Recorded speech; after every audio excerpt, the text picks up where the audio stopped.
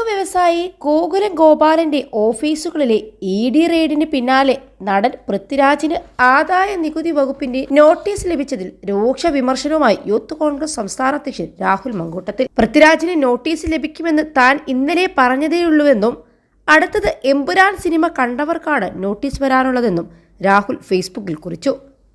ഇത്രയും നാണമില്ലാത്ത പേടിത്തൊണ്ടന്മാരാണല്ലോ ഈ ഫാഷിസ്റ്റുകളെന്നും അദ്ദേഹം പരിഹസിച്ചു. കഴിഞ്ഞ ദിവസം എമ്പുരാൻ സിനിമാ നിർമ്മാതാവ് ഗോകുലം ഗോപാലന്റെ സ്ഥാപനങ്ങളിൽ ED റെയ്ഡ് എന്ന വാർത്തക്ക് പിന്നാലെ അവർ ഇനി സിനിമയുടെ സംവിധായകൻ പൃഥ്വിരാജിനെയും നടൻ മോഹൻലാലിനെയും തേടി വരുമെന്ന് രാഹുൽ പോസ്റ്റിട്ടിരുന്നു.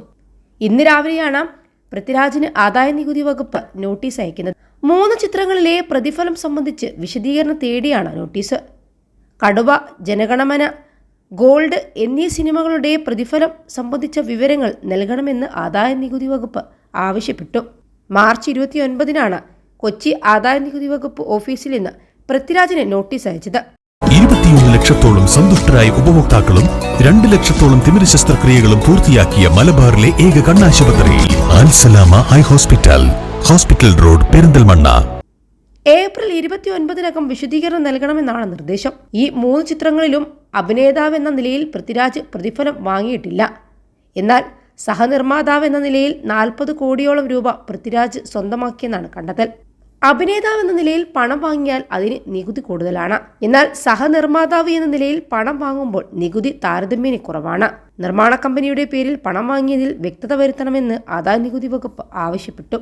ഗോകുലം ഗോപാലന്റെ സ്ഥാപനങ്ങളിൽ നടന്ന റെയ്ഡിന് എമ്പുരാൻ സിനിമയുമായി ബന്ധമില്ലെന്ന് ED പറയുന്നുണ്ടെങ്കിലും സിനിമയ്ക്കെതിരെ സംഘപരിവാർ നടത്തിയ സൈബർ ആക്രമണത്തിന്റെ തുടർച്ചയാണ് സിനിമയുടെ അണിയറ പ്രവർത്തകരെ ലക്ഷ്യം വെച്ചുള്ള കേന്ദ്ര സർക്കാരിന്റെ നടപടിയെന്ന് വിലയിരുത്തുന്നത്. സിനിമയ്ക്കെതിരെ സംഘപരിവാർ സംഘടനകളുടെ ഭാഗത്തു നിന്നും രൂക്ഷ വിമർശനമുണ്ടായതിനെ തുടർന്ന് വിവാദ ഭാഗങ്ങൾ നീക്കി റീസെൻസർ ചെയ്താണ് ചിത്രം വീണ്ടും തിയേറ്ററുകളിലെത്തിയത്. ഗുജറാത്ത് വംശഹത്യയെ ഓർമ്മപ്പെടുത്തുന്ന സീനുകൾ ഉൾപ്പെടുത്തിയതാണ് ഇവരെ ചൊടിപ്പിച്ചിരിക്കുന്നത്. സിനിമക്കെതിരെ സംഘപരിവാർ പ്രവർത്തകർ രംഗത്ത് വന്നപ്പോഴും നിരവധി രാഷ്ട്രീയ സാമൂഹിക പ്രവർത്തകരാണ് സിനിമയെയും സിനിമാ നിർമ്മാതാവിനെയും സപ്പോർട്ട് ചെയ്തുകൊണ്ട് രംഗത്തെത്തിയത്. സിനിമ ആവിഷ്കാര സ്വാതന്ത്ര്യത്തിന്റെ ഒരു ഭാഗമാണെന്നും സിനിമയെ സിനിമയായി കാണണമെന്നും രാഷ്ട്രീയ നേതാക്കൾ പറഞ്ഞിരുന്നു.